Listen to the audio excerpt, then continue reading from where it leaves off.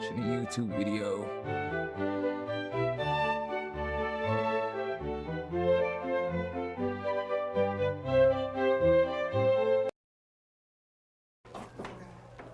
All right, nice. So first thing I want to start by saying is this is not easy. I know it's I'm gonna replay that. first thing I would like to say is I know everybody's streaming, but if everybody keep talking and stuff like that and interrupt, it's gonna make it very difficult to get through this. I think y'all will learn something. Lock in, bro. I know everybody's really excited because this is a great opportunity. I bet the views are looking good. You're meeting a lot of cool people, things of that nature. But there's gonna be a long time after this where you will hopefully still be streaming and hopefully still be succeeding. So you want to learn some of these concepts. And I'm gonna keep it practical as possible because I want you guys to actually apply some of the stuff that's going on. Before we get started, who's been here that's been streaming for more than like 2 years? Right here, right here, right here. Okay, that's about half the class. Who's been streaming like the last year or so? Okay, nice. Okay, cool. So we got a little bit of everything.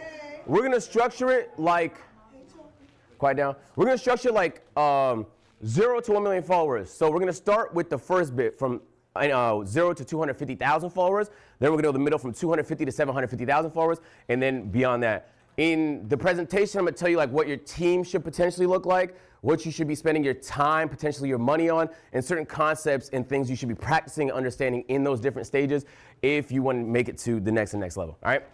If you have any questions, just ask, and we'll keep it pushing. All right, nice. So first thing I want to start by saying is this is not easy. I know it's presented like it's easy, and it looks really fun, but it's harder than you think. So this graph, I thought it was very fascinating, and it does kind of illustrate just how challenging being seen as a content creator could be. This graph is the subscriber count for Kai Cenat's Kai's Mind channel. His first upload was in December. He was at 500 subscribers in December with dozens of uploads. I'm talking about Kai Cenat. Now, granted, he was uploading as almost like an experiment to see like It's hard truths. It's not just you. Growing is hard for everybody, but well, shit. Without expertise, you're playing on hard mode, but it is possible. He was just saying things that was on his mind. It wasn't super high appeal content. But it's interesting to think even one of the biggest people on the internet can upload dozens of videos to an unknown channel with under 500 subscribers. It wasn't until he promoted it in March where it got a huge spike and it reached 500,000. So like if you're struggling and you've been doing it for a while, sometimes it's not necessarily that you suck. It's just you haven't quite figured out certain concepts yet. So that's what I'm gonna try and click. There's a lot of people here that's like super entertaining that I see, but it's not enough to be entertaining. We all have the entertaining friend that hasn't quite hit yet. And then we all have the friend that's maybe not that entertaining that's been doing phenomenal. You just had Yeah, like pretty much we got like a whole bunch of people like who are like mad entertaining at doing like a lot of shit, like but they're just like unknown. And that's really like the streamer world of the day. Like the shit is like mad oversaturated. So you really got to do like the most or damn near like really stand out if you really want to pop off and blow up. like Mr. B is not the most entertaining person, but he knows how to put together a good video. So I don't even in the watch same these way, we're gonna videos. talk a lot about other platforms because one thing you'll realize as a streamer, you have to be on everything. If you're not on IG Reels, sometimes you gotta be on Facebook. You gotta be on literally everything because that's how you're gonna drive the people to your stream. All right, so talking a little about that today, we're gonna. He's saying like Instagram Reels and all the platforms, like that's true though. Like you dead ass have to be on YouTube Shorts. You got to be on TikTok. You got to be on fucking. You have to post Instagram Reels, and you got to do it a lot too. You got to do it every fucking single day, especially if you want to stay in people's like faces and get people to remember you. Because if you're just not doing it, it's only like a rare occurrence that some people will still tap in, but most of the time niggas are not going to tap back in with you if you're not trying to stay in their fucking face. Let's start off in the 0 to 250,000 followers. If you have 0 to 250,000 followers on the platform you stream on, could you raise your hands? 0 to 250,000 followers. Under 250. Under 250. Wait, what? What he said? 0 to 250,000 followers on the platform you stream on, could you raise your hands? 0 to 250,000 followers. 250. Ain't got no fuck. Who the fuck? What nigga? That's big. Is that big number? Is that what? Nigga, this nigga saying 2,000 because like nigga, I got over 2,000. But if this nigga's talking about 200, why I ain't got that? Under 250. On the main platform you stream on. I mean, but I got a main platform and I got Yeah. Nah, I ain't got none of that. You don't stream. Yeah, like if you got, say you got Instagram, you don't stream on there, you got higher followers than your streaming platform. It don't matter. It's just the main one, you know. It's just the main one. All right. I ain't got none of that. You probably did it before. I'm gonna really. I feel like I'm on Instagram and YouTube Shorts. Short form. I'm not even joking. Like if you stream significantly less and did more short form, you would see significantly more growth. In this current stage, and I'm gonna give you guys some certain case examples. And low-key, I want to bust some myths too because some people have some misconceptions. So Queso was a really good example of someone who grew playing 2K content on TikTok. He was a 2K TikTok content creator. It doesn't feel like it because a lot can change in 2 years, but he was. And his channel blew up. He had some really big clips, and he was able to transition that audience into streaming. You might think to yourself, okay, that was like 2-3 years. You know what the funny thing is? Like on my page, on my Instagram page, I really started popping off because I was posting mad WWE clips. That's the shit that first initially got people to tap in with me. Like I would post like WWE clips, and then it got to the point where I started editing those clips, and then I know I'm not supposed to do this, but I would go fucking live on my Instagram, and people will watch me like watch WWE live, and it grew from that up until people started transferring and finding out about my TikTok and then my other pages and shit like that. So you definitely can start off from making one niche of a content into like a whole completely different. Because now the way I post my music, post my variety, gaming and shit like that. Like I tapping in with like a whole bunch of other niches. How about something more recent?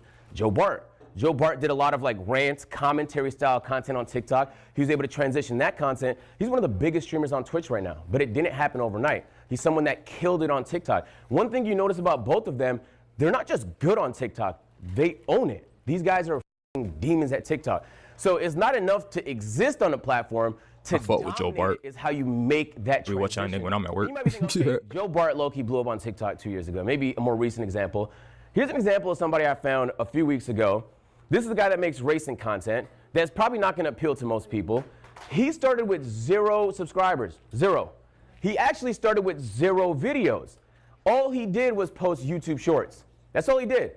And they were really good. I'm talking, he was getting 2 million views a short, 2 million views a short, 1 million views a short. 2 million really, views a short. Super interesting content. If you're anywhere in the niche, then this type of content that you would want to watch. His first YouTube video, I took the screenshot a couple weeks ago. It had 680,000 views in 2 weeks. It is over 1 million now. His first YouTube video, 1 million views. That's rare though to translate. Shorts and long form don't translate as good. But it does on YouTube. So we'll talk a little bit about that. YouTube Shorts translates to YouTube. I think why it probably translated good is because like he said, like he's posting like a niche content. So if he's posting like if he's posting nothing but like like say if he's playing Forza Horizon 7 and he's only posting Forza Horizon 7 clips on YouTube Shorts, and that is literally what he's known off of. The moment he posts like a full-length video that is like probably like an hour long that's still dedicated with the short form content, people are probably more keen to tap into that shit because, okay, I like the short form. Okay, let me go tap in with the longer form. Videos really well now. I disagree with that. You're wrong. Nah. I'm right. I just say I disagree. I've been doing this for 12 years, and I have built. You're wrong. And I'm not saying it doesn't work for him. I'm just saying I feel like I disagree that it works for him. We'll circle back to it at the end of the talk because I'm going to explain a few other concepts, okay? Okay, so when it comes to short form, this actually does apply just in general. You need some sort of hook, okay? I'm going to say something, and it's going to sound a little pseudo and like theoretical, but it's not. It's very, very practical. Do you guys have like an idea of what your audience wants to watch? Yeah. OnlyFans. Yeah. Okay. Yeah, this nigga said OnlyFans. I was about to say something. I literally lost my train of thought. This nigga just threw me the fuck off. Talking. Being able to like put yourself in your audience shoes is the biggest superpower content creator have. The same way that being able like I don't even know. Like, bro, I just be posting shit at this point. Like sometimes, like it'll get like I'll get like good traction on my page, like on my page, and then sometimes I get weak traction. Like today, I've been having a shit day, but all last week, shit popping, shit popping, shit popping. But it's like a mixed bag. Sometimes that shit pops, sometimes that shit don't pop. Able to put yourself in a customer's shoes is the best power a business can have. If you don't have an idea of what your community wants to see, you're gonna airball a lot of shots. It don't mean you can't airball some shots. You're not gonna hit everything. But having a good hook is Bro, I'll be airballing every damn, bro. Sometimes some videos be hitting 0, and some videos be hitting over 2K. It's either I'm greening or I'm just straight bricking. I don't, good premise. So like, I'm gonna show some examples of hooks that I think are really good in different ways, and then you can start to think about how you can apply that to your content. The reason why I say that is because when it comes to short form, if you don't have a good hook, you're setting yourself up for failure. You only have a certain amount of time to capture somebody's interest. So what I would like to present is next time you're scrolling short form, next time you're even watching long form YouTube videos, I want you to think about what you're thinking about while you're watching it. What about it specifically is interesting? You will start to pick up a lot of strategies from the stuff you like that you could apply into your own content.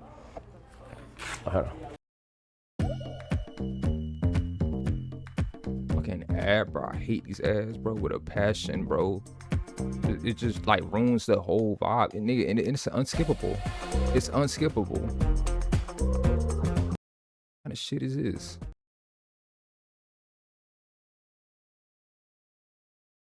Oh no, that bitch, bro. Oh, I could have skipped it. Goodness gracious, Pudgy. No shirt. Bro, like, dog, put a shirt on, bro. Like, no, nigga. It's like, did Mr. fucking Dean Sinat did not pay for the air conditioning in the university? Like, is you that down bad, nigga? Like, put a shirt on. Wait. He do got a no. This is a whole ass jacket with a tie on, bro. What in the fuckery? All right.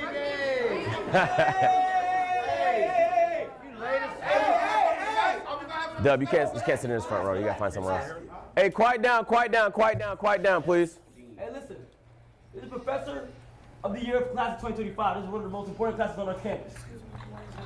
Please listen. We're not in elementary. I don't know why, but if I was there, I'll say shut the fuck up, just so I can get kicked out. That would be my clip. Like the screen. Hey, shut the fuck up. All right, you can go. You can go. That would be my fucking clip. My clip for a moment. You see people walking, we don't gotta talk to them waving up in Jordan. I made it. We don't gotta be waving at people coming in late. They came in late. I made sure to Pay attention, please. Go ahead. Thank you, Dean Sinat. If you're really popular on a platform, like some of you guys, like Alyssa, you have a face that people have seen on TikTok a lot, you can use your face as the hook. You know what I'm saying? If you look at a lot of A&P videos, we just use our faces as the hook. So like if, for example, who here is like known for something that, Dub, what are you known for? Having a son and food. This nigga said he is known for having a fucking son. Bro, like, get the fuck out of here. Nice. Well, in that instance, you could use your face in certain contexts that apply to that, right? If somebody thinks you're really knowledgeable with money and you're doing a money topic, sometimes your face is gonna be the thing that hooks people. So, you know, it doesn't have to be like a big thumbnail with a fucking red circle, you know? And then like, you just have to, well, we'll explain a little bit later, but it just has to be like an itch that you can hook. So I got a couple examples here. I'm gonna show you the good example first. Hopefully it works.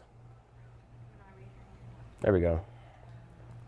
I ain't gonna lie, like after this, I'm gonna be changing all my thumbnail photos. Like me in the photo, I'm gonna be like 100% my face in the camera. Y'all gonna see like at least like 70% me and 30% of the game, and it's just gonna be me like this.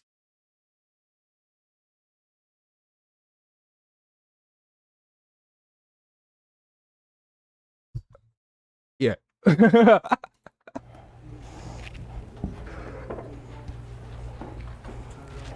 Yeah, let me turn this motherfucker up. Are these faces Well, after making his apologies and claiming that he missed breakpoint, I thought we were done there, but the very next race I found myself next to him again. This time I'm driving a McLaren and in a tight battle of my own, getting squeezed onto a curb before making a move around the outside of another. Unfortunately, I get a poor exit after he taps me on the rear, putting me into the snapping. Bro, like that game right there, like honestly to me, like I wouldn't say it looks boring or it's not fun, but for me, like it's a game that I can never probably see myself playing, but I can definitely see like a lot of other people playing. Suddenly I find myself defending from 4 different drivers and start weaving to avoid giving a tow. Okay, so that's an example of that's a very activating short. I can sit down and explain to you guys all the reasons why, the angles, the voiceover, where he threw it to, where he got it back. But then you could compare that, a short that got like 1 million views, to this short, which is the same concept. Is somebody that crashed into him. Don't you do it, don't you do it. You mother. Mother. I make it. So it's the same concept. He did the same thing. They both had the same experience. Somebody hit him. He's playing a racing game, somebody hit him. One guy went through the effort, again, all these cinematic shots, making sure you had no chance for your attention to get lost. Another person just played a clip. There's levels. It's literally levels to this shit, bro. Like there's been times that I've literally would like edit like my TikTok, like just any of my TikTok clips, whether it be like Marvel Rivals, WWE, or just anything like that has to do with gaming. Sometimes them bitches will pop off, and then sometimes it won't pop off. And the shit part about it is like if you took time to edit that shit, you took time like at least like 10, 30 minutes to edit like one little clip. And then you can just post like a regular clip where you had no edits and it's just literally just recording that one like 8 to fucking 15 seconds and it just pops off. It's literally. What if you don't have editing skills like Chance for your attention to get lost. Another person just played a clip. There's levels to this. What if you don't have editing skills like that? You gotta find editing skills. And so like, I will say, we're gonna get to it in a little bit, but a lot of the skills you hire for are actually things you should know. One, you're gonna know if someone's scamming you, if you know how it's done. But then 2, on top of that, if they're not available and for some reason you need to get down and dirty, you should know how to edit a video, you should know how to edit a short, you should know how to do all the things you hire for. That's why I know how to make lotion and shit as a tone guys here. That'd be the funniest shit in the world is when people say streaming is easy. Streaming is easy and making content is easy until you have to edit your own shit. That's when like kind of like easy gets thrown out of the window because people say like, oh, it's easy because you do just sit there on a computer and you type shit. But nigga, it's not, nigga, no. Nigga, no. You be like fucking sitting there like editing one fucking 1 hour VOD for like 2-3 days just because I want to put like effort into it. But no effort gets like. So I would like to say it's not always success and you always have to be trying stuff. So even the biggest streamers in the building, they miss sometimes. You can do some stuff that doesn't hit all the time, but you should always be applying the principles. So I started a gaming page. In my head, I know what does that mean. The gaming page is at what? 200, it's like at 30,000 subscribers right now. It's performing well, views per video, but I'm not farming subs enough. What should I do in that instance?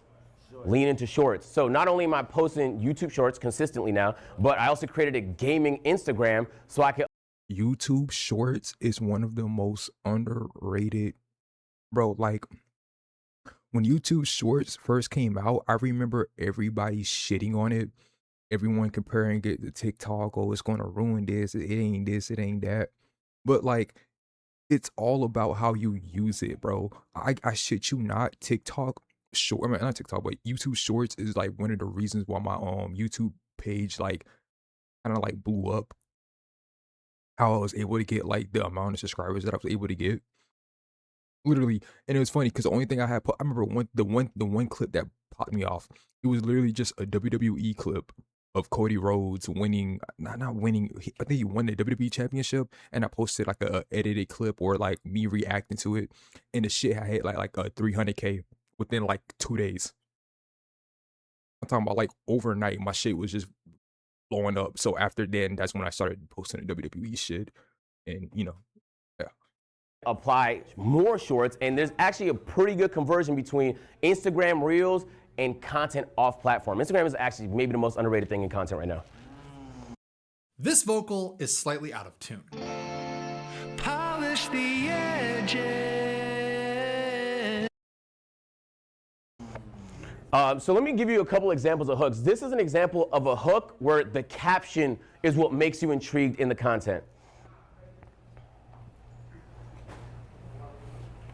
This shit ain't working. I mean, I don't want to sign in, so. Niggas, I think it's just the internet, to be honest with you. spend thousands of dollars on that shit just for it to not work properly. I'll be mad as shit. Give my money back now.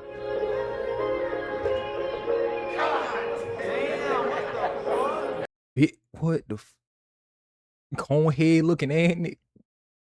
I just want to smack it, bro. Like you ever was in school when you had like that one homeboy who had just got like a fresh cut and then like his fade was showing and then like you got like them type of niggas that come out and just smack the shit out your head. Bro, I just want to smack it, bro. Just one time. Just rub my hands like a fucking fire and just smack that bitch. Yeah, so first of all, that's prosthetics. It's not my real forehead. So. Nah, that's real. That's real, bro. Okay, but the premise is that once you read the caption, the bouncer says no hats, you got no choice but to fucking stick around to see why the caption says that. The caption make you want to stay to the end. And you obviously can see the hat and just, it's implied that I'm going to review the hat. But by the time you finish it, you're like, damn, that was so crazy. Maybe I'll watch it again. Now you loop somebody. Now you get mad watch time. Feel me? So this is an example of an Instagram mural that we posted like last week that performed pretty well. Yeah, what's that?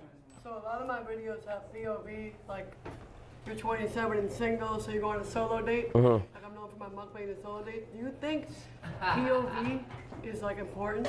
If you think that's why the videos are hitting so much, because POV is so relevant? It is impossible to answer without knowing your audience. It is like super. Hold up, chat. My beard already fucking up. Was doing this shit yesterday, bro.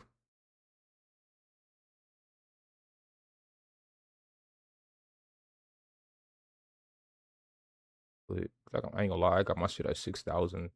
My shit definitely gonna lag out. Shit. Turn that down.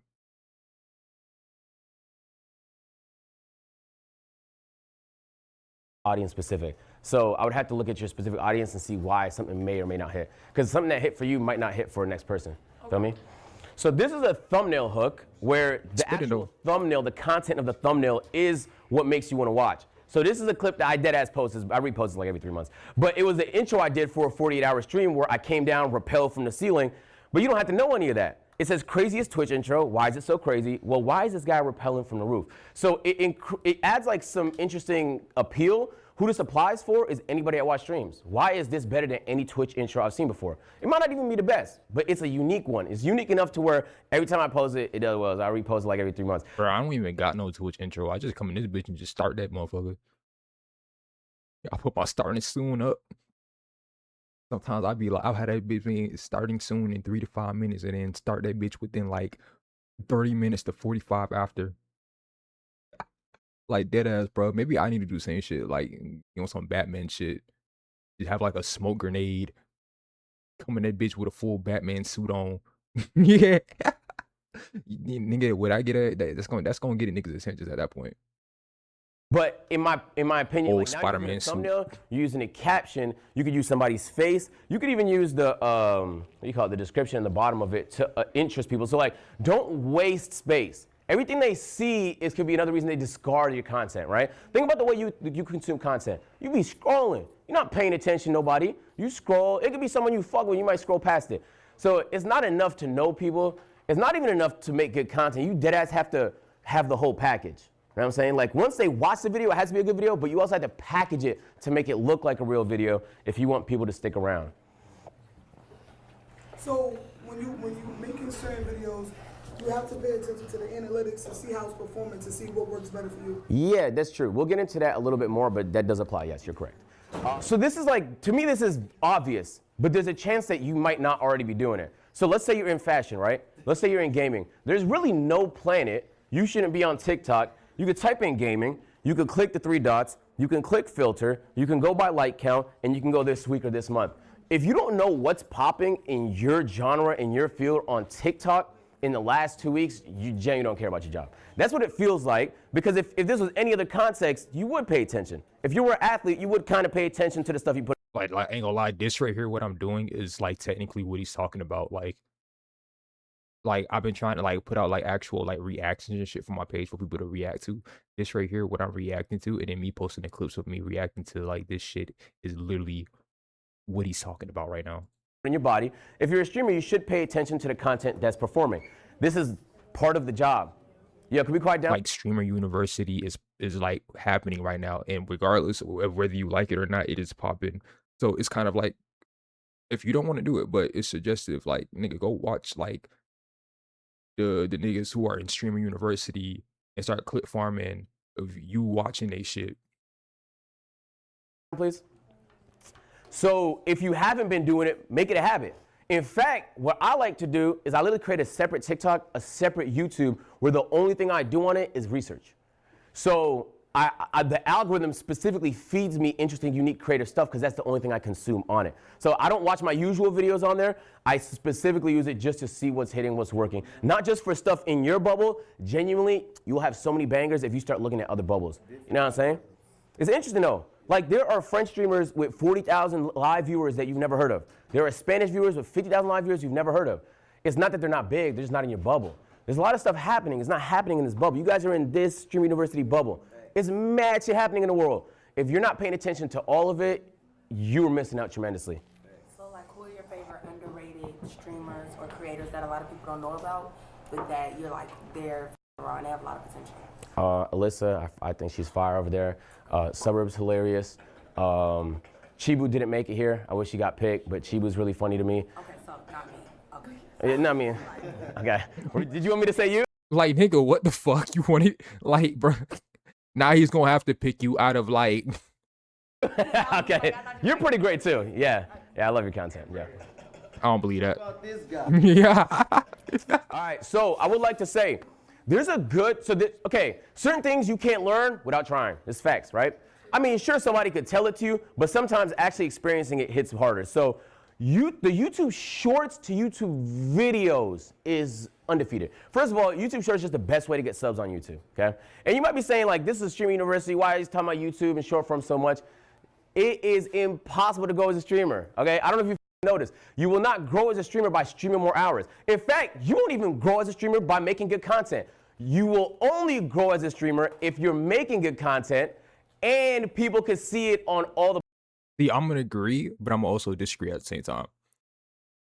He's right in a sense of you're not going to get more people to come watch you if you stream for long periods of time and you don't post any other content after that.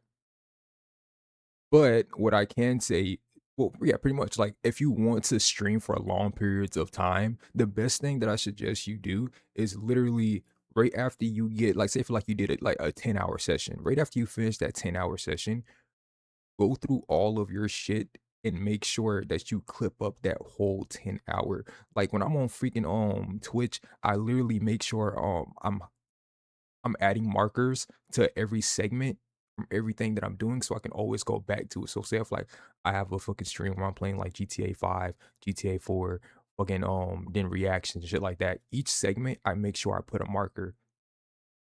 And throughout them segments, I'm making sure I at least get at least like 5 to 10 clips out of those segments. Once I'm done with the stream, post those clips. You either have that same night or you can have the next day. But literally, that's what you can do if you want to do long hours. You just have to have a mindset that you're going to have to post those immediately. Because like if you're spending like 10 hours a day like making content, you probably have less time to edit your content.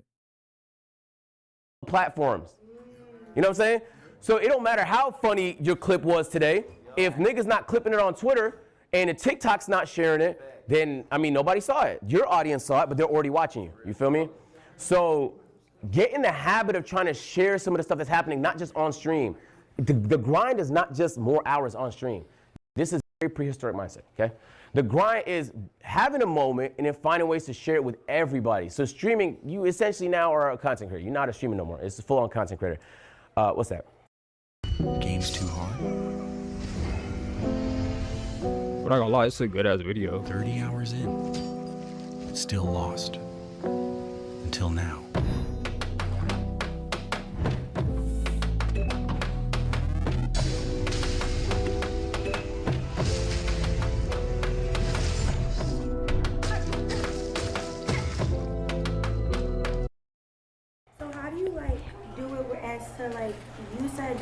are in their own bubbles, how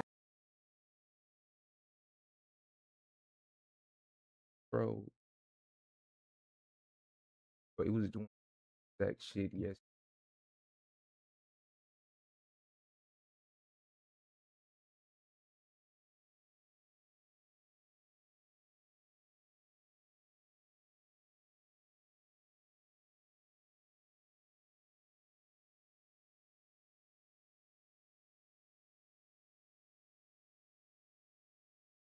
Bro, what the fuck, man? Like, it was literally doing the same exact shit yesterday.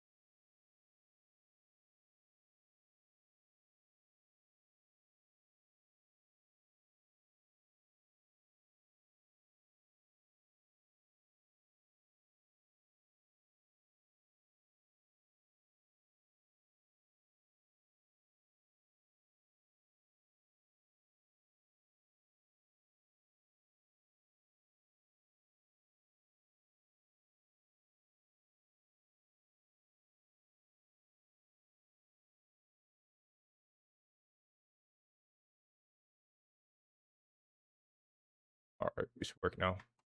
do you like get out of those bubbles? Like for instance, Speed, right? He has a big fan base because he gets out of his bubble. So how do you make it so you're on? How do you get out of your bubble? You just have to make an effort to consume different types of content that you may not particularly be interested in. It could be in a different language, it could be in a different font, but you just have to make a serious effort to, you won't leave it by accident.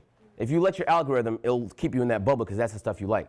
You just have to start consuming different things. That'll be on you, low-key, to just, teach your algorithm a little bit. That's why I'm glad I got ADHD sometimes, because like I don't like doing the same shit all the time. So like when niggas be like, oh yeah, you gotta find other shit to react to, boy, that ain't no issue. That ain't no issue to find other shit to like do. I got a question. What's that? Why you think Kai only posts his shorts on YouTube but don't post them videos on Instagram Reels? I think he's, I don't know. He's been talking about starting on Reels. Yeah, he's just been off for a while, focusing on other stuff. So, but just because somebody doesn't necessarily mean it's good or bad strategy, it's kind of just what works for you. Being everywhere for the average streamer works. I will also say, sometimes things apply to the biggest streamers that's not gonna apply to you. Like it might only work for them because they're them. Yeah. You get what I'm saying? So like, take it with a grain of salt when you see a really, really big streamer doing something. It might not always work. It's worth trying stuff though, but it might not always work. Instagram Reels is OP. Are you who's posting on Instagram Reels here? Wise. Bro, if you are not, brother, how do I tell you, right? Bro, if you ain't posting on Instagram Reels, I'm trying to tell you missing out, bro. You ain't trying to blow up if you was not posting on Instagram Reels. Like dead ass, bro. And when the shit that be killing me the most is when niggas be like, oh, how do I do it? I don't know how to do it. It's like, nigga, just post. They ain't nothing else to it. Think of some shit that you really want to do and just post, bro. I shit you not. There's this nigga on this page, right? He just be saying random gibberish words and pouring random objects on like door handles and shit like that. Like you have like a bottle of Listerine and pour it on the mirror and be like, LeBron James, this, LeBron James, just some random hoopla and shit. Niggas follow him. He has likes. I don't know if he's making money from this shit, but the fact that he has a following, nigga, that just is a statement that you can legit do anything when it comes to content curation. You just got to do it and be consistent with it. Let me tell you how remember TikTok 3 years ago? That is Instagram Reels today. And especially if you have an existing audience on Instagram, it's crack. Really go up faster. Way faster. Not just on Instagram, but it just shares shit so well. Jeremiah.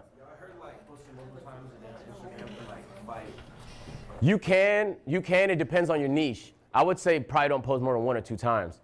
But there's some people that post 4 or 5 times. It just depends on your niche. Some niches are a lot more acceptable to spam posts. Bro, I post like 30 clips a day.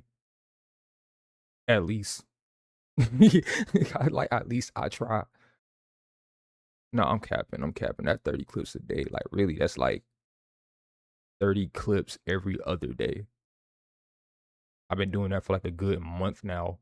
Before it was like in, and then sometimes I go months without posting. But now I feel like this whole month, I ain't gonna lie, like for the rest, for like this whole month and probably like to the end of the year, I'm just gonna be posting like 30 clips a day, 5 clips per segments of the shit that I do. Some niches you could deadass post the same video every week for like the rest of the year. So you be reposting your own content again and again? You can. You can. And that like, shit, enough time passes and a clip hit, I already posted. that shit will blow up too. I didn't repost it. There's been a bunch of times I didn't reposted the same shit and the shit will still pop up. That's my question. When I post on TikTok, they flag my content for unoriginal content. If it gets clipped, my clipper sent me the clip, and I have to appeal it sometimes. Okay, I will say, so all the social platforms don't like clipping culture. It's true, okay? And there is probably going to get nerfed at some point, most likely. They consider it unoriginal because it is technically not an original piece of content. The original piece of content is happening on stream. It's me though. No, I understand that, but it's still not original. Like you did it somewhere else. You're just repurposing it. Yeah. So we don't know how long this meta is going to exist for. But while it's here, you might as well take full advantage of it. You know, this is a crazy level of late.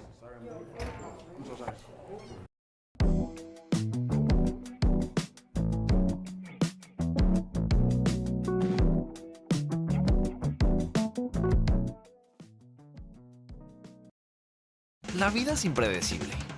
Spectrum Internet con fibra óptica no lo es. Es el Internet en el que más puedes confiar.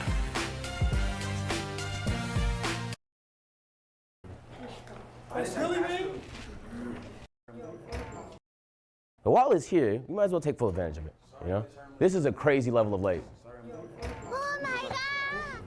How are you late to agents class? Gotta be ashamed of yourself. Yeah, I'm already knowing, gang. I'm already knowing. AJ, I got a question. What's that? You got like a different editor for like your gaming content style clips versus like your Yes, but we'll talk about that a little bit later. Okay, so this is like a good concept that I think everybody deserves to understand. A lot of people think the clip hit because it got views. All right, who here has had a clip that went viral and then nothing happened because of it? All right, this is common. It didn't result. Bro, I didn't have a clip that hit, literally still on my page, I didn't have a clip that hit 8 million views. I'm not finna say it didn't do shit for me, but when it first hit 8 million, I thought shit was gonna fucking change. I shit you not, ain't shit fucking change. Same job, same day, same everything, same money, same weed, same hoe, ain't shit change. Dead ass, bro. Just because you get like one video to pop up does not mean that it's going to be life changing at all, bro. In anything. Like it was a moment, then it passed. You know what I'm saying? Literally. You ain't make no money from it? Money, like it didn't transition to no views on the socials. I want you to pay attention to this and let me know what you notice. entire stream room into a big ball pit. It was a lot of fun. But I left the house for a couple hours and balls have been pouring out the entire time. And you might think to yourself, like, how bad could it possibly be, Agent? It can't be that fucking bad. 100,000 balls can't be that bad, right? King. So who cleaned that? God damn. You could hide a dead body in that shit. Bro, look at all those balls, nigga. Pause, no Diddy, nigga. Look at all those balls, nigga.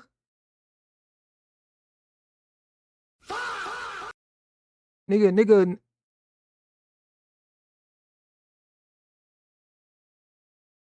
How do you even have, like, what the fuck?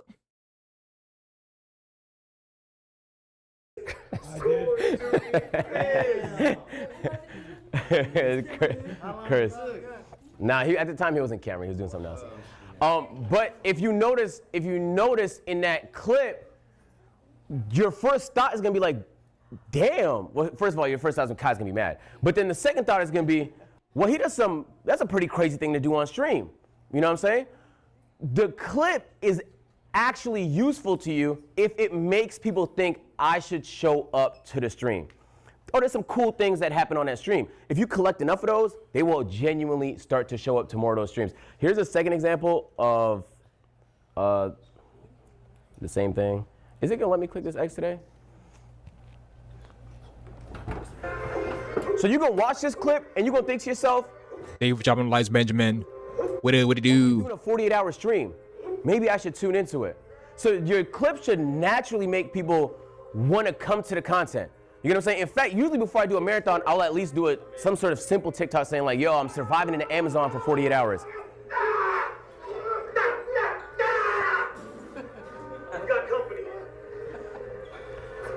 So point is the clips can get views, that's cool. But the clips should get views and make people think, damn, I should show up to this. You know what I'm saying? So if your clip got views and it makes people think this guy's a asshole, then it didn't do you much good. In fact, it probably did you some harm. There's gonna be some mad people on Twitter and shit that just think you're a way that you're probably not. All right. That is a life of Twitter every day. Like I've grown at least Fame or not. pages. I know how to do it crazy good. I can get good views for all these captions. Yeah. Why do you think? I feel like for me personally, and I heard a lot of people.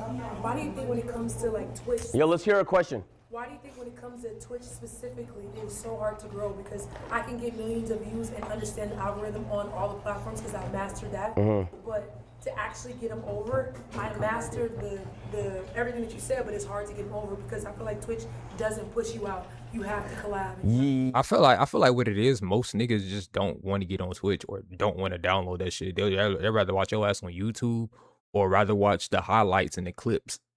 Like they'd rather watch the clips get posted on a TikTok and Instagram Reels or watch your YouTube than actually download Twitch because it's not as big as YouTube. It's big, but it's not as big as YouTube. That's how I feel. So the clips to me, from me personally, it doesn't translate versus like. We could talk about the actor because being able, that's a very D's topic, but some of these concepts will help. Being able to apply short form and then what we'll talk about a little bit later, these will help, okay? All right, when it comes to understanding content, this is gonna sound like the simplest thing you heard today, but on God, half the room's not doing it, okay? A lot of people have the balls to do this part right here. You hit the live button, all right? And that's actually a big first step. A lot of people think about it, they actually don't hit the live button. But then after that, a lot of people skip this part. They fill it out, but they don't actually look. They don't actually see what the chat was saying. They don't see what the numbers was doing. They don't actually analyze the content to see if it performed. But sometimes they do. And then they still don't do this part, which is make the actual adjustment. What this looks like is, do we have any gamers in here that do gaming content? Right? Let's say you playing Valorant. All right, boom, you just did the content. You analyze the content. You know your stream doesn't like Valorant. Okay? Maybe it's falling off, just watch now, we don't know. Okay? You actually aren't making the adjustment. I've seen it so many times where it's like people are sabotaging themselves because there's something they want to do and it's technically not in line with what their chat wants to see. You're streaming. At the end of the day, when you stream, you either entertain or inform. So if you're an informative nigga, then you could, spew the knowledge, share, help people. But if you're an entertainer, you actually genuinely have to entertain. If you're doing something niggas don't want to see, you're not entertaining. You're actually just selfishly entertaining yourself. But which is okay if you don't care about growth. But if we're here to talk about growth and you want to grow, it has to look like this and genuinely making that adjustment. Every times where I be stream, shut the fuck up, War Dog. Like, shut up, War Dog. You're interrupting me. Every times when I'm like streaming and like I be wanting to do either me or I be either wanting to do what chat want to do or what they clip. Like right now, I posted like me of my clips of me playing Call of Duty Black Ops 1. I beat the whole game. I was posting my clips. It was popping on Instagram Reels and shit like that. The shit I should have done after that was play Call of Duty Black Ops 2 to follow it up. But because I didn't feel like wanting to do that, I wanted to play other games, like go back into my Rockstar Marathon, play Red Redemption 2 for the first time. But because I am missing out on playing Black Ops 2, the campaign mode, the people who are probably watching my page are probably like, why the fuck this nigga hasn't yet to play Black Ops 2? That's probably the content they want to see. But sometimes a nigga just be wanting to do other shit. And it's either going to benefit or it's either going to disadvantage you. So what would that adjustment look like? Like not doing Valorant. Like trying something else. You have to explore. While things are going well, you have to explore so that if things don't go well with that anymore, you adjust. I used to be in the 2K community. I knew what it was like to rely specifically on one game. It sucked. If the game was ass, what happened? Views were down. Nobody cared. It didn't matter how much they liked me. They wasn't going to watch content for a game they didn't care about. You know what I'm saying? You learn that lesson the hard way, and then once you get the momentum back again, now you start AMP. Now you start doing different types of content. You have to learn from these situations.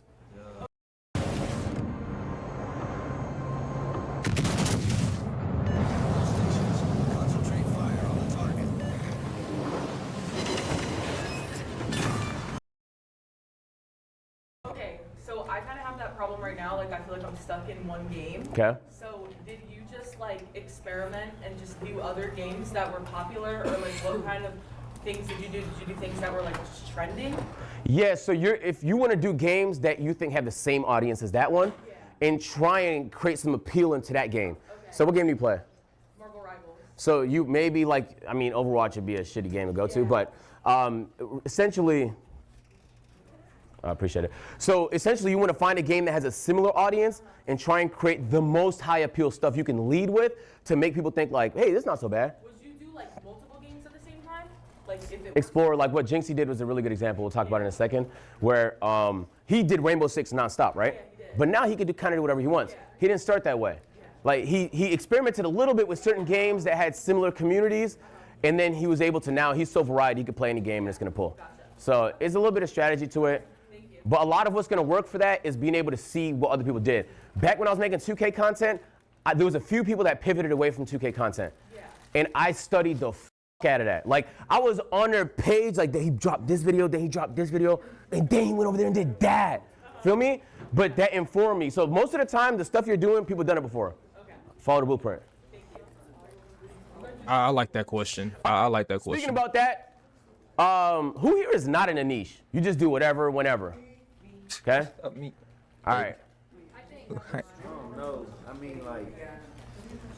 I ain't got no I will niche. say, the people that are in a niche, you have a higher likelihood to grow faster. There's other variables that can matter, but being in a niche helps a lot because it makes your content definable. When people look at you, they want to think, what's Suburb Baby content about? If they can't put a word on what his content's about, they're going to struggle to f with that content, straight up. When you can identify what something is, it's easier to identify with it. Like, if I say Easy's a really nice person, I like watching streamers that give me a good vibe, now I know that's the type of content that I like. You have to be identifiable. Being in a niche makes that a little easy. It's not necessary, but it genuinely helps. Let me give you some examples. Jinxie, we talked a little bit about him a second ago. He grew exclusively on Rainbow Six. He wouldn't touch another fucking game, right? Now he can play whatever game he wants. He could have went IRL, he could have did a whole lot of shit, he wasn't into that. Dashie is another good example. I don't know how many OGs here know Dashie. He's one of my favorite content creators. Before he ever had a gaming channel, he had a voiceover skit channel. And he dominated. He had millions of subscribers. It wasn't until he dominated that field, he pivoted to something else. You'll see a lot in entertainment. 50 Cent dominate music, right? Then he's like, oh, what do I want to do next? I'm bored. Now he goes into film. He dominates film. Now you can do next. Be transitioning out of the niche before you conquered it. You can, but there's going to be a trough where things look a little ugly. You know, money slow down, views slow down. You could do that. I've seen it happen. Ron is a good example, right?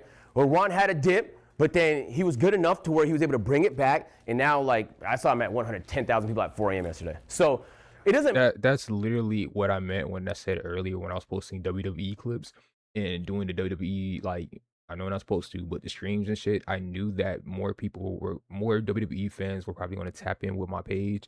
Come see what the hell I was doing because they know that I post nothing but WWE clips. When I stream, I'm most likely doing some WWE related shit. I was doing that for so fucking long till it got to the point where I was able to switch it up and go back to my actual gaming content, insert my music, and now I'm not saying it's 100% flowing right, but it's doing what it's supposed to do. I mean, but you definitely have to dominate in certain fields to get better in a different field. Like I had to figure out how to make beats so I can make better music. And now niggas are liking my beats on my page. When before, like if I were to post my beat, it would be like, oh, this shit is trash or never post again. I still get that, but you know what I mean? It switched up. Pivot out of niches. Sometimes niches scare people because you think, oh, I'm a creative soul. I don't want to do one thing. I don't want to be in a box. Sometimes the box is nice. And just so you know, even when you don't think you're in a box, you just happen to be in a big box. Everybody's in a box. Duke and Speed, good examples of two NBA 2K content creators that grew to the peaks in their games before they transitioned and did other stuff. Duke doing lifestyle stuff and Speed obviously doing the IRL streaming. Okay, this is like pretty practical. The biggest streamers are doing it, and it's not a secret. The guy that's synonymous with YouTube is streaming on Twitch. The guy that's synonymous with Twitch is now streaming on YouTube. It's not an accident. Like, they're watching what's happening and they're making adjustments.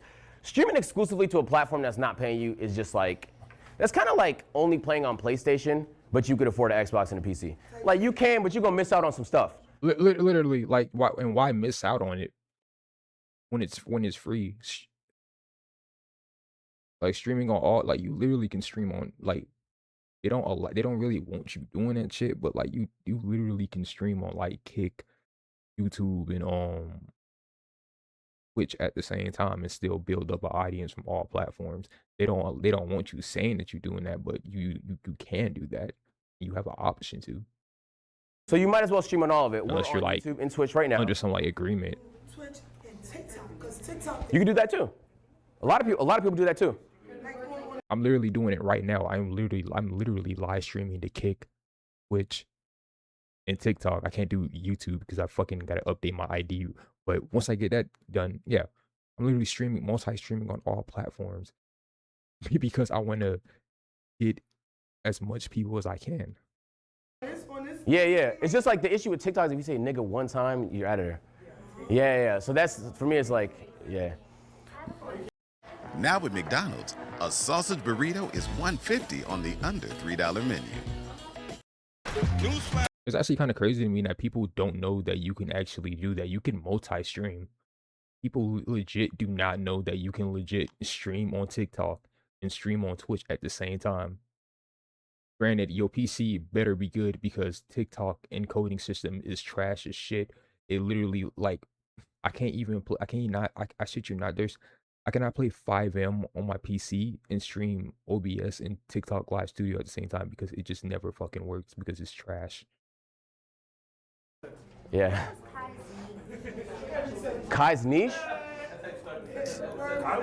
Early days, Kai did a lot of prank content, ding dong ditches and stuff like that. He was on campus. He was doing a lot of like datey type of style content. Then he was with us in A&P, and then he started doing like IRL content.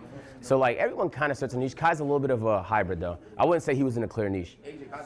Yes. I switched my niche fully. That's good. And I used to be in hot tubs with girls. I was like slapping ass. Yo, quiet down, quiet. No, that nigga was on some shit, bro. Quiet down, everybody listen to him. I always raise girls, mad bitches, slapping ass. You know what I'm saying? Like, Bro, I said slapping ass in the. We don't call girls out. No, he's good. He's not talking to you though. Yeah, I switched to all dude content, and I chill with the bros and have fun. It's like they didn't want to hear anything what he was trying to say, bro. I wanted to hear more of that. All right. In this stage, if you have under 250,000 followers, it's gonna be tempting to stream more, to come up with stream ideas. I promise, you need more short form ideas. This is what your day should look like. You should genuinely be spending 60% of your day on short form. This is not exaggeration. This is not shock value. In fact, it might be a understatement.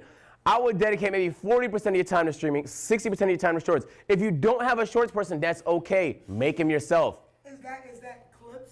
Yes, shorts, TikTok, IG Reels, all that, yes.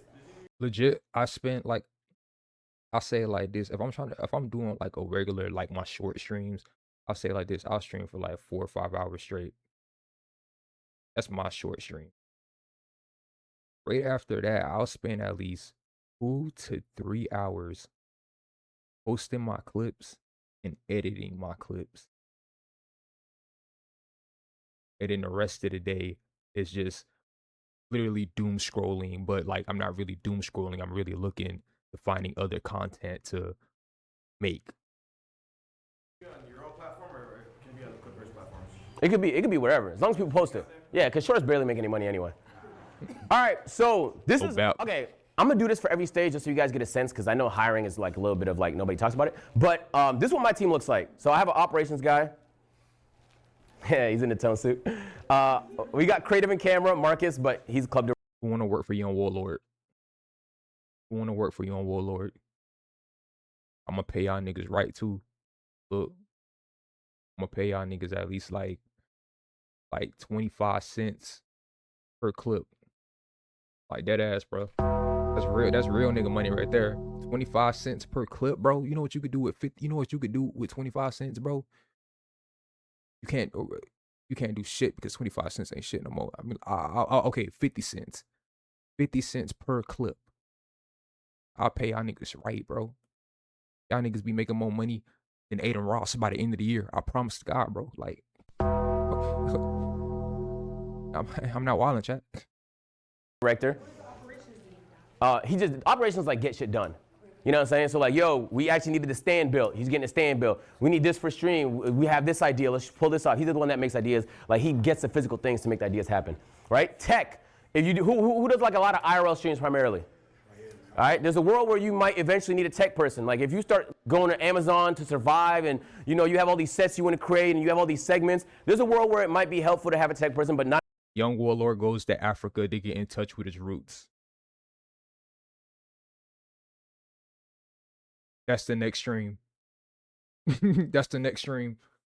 At this stage, a manager, this is the person, manager or agent, they want to get you deep. The next clip, Yungwarlord gets kidnapped. Does he make it back home with a thumbnail with me going like,